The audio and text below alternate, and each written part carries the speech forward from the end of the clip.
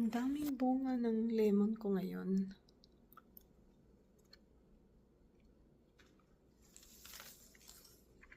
Pwede nang mag-harvest.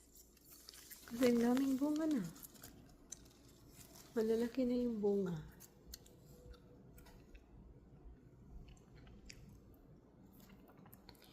Yan na, nahinog na oh.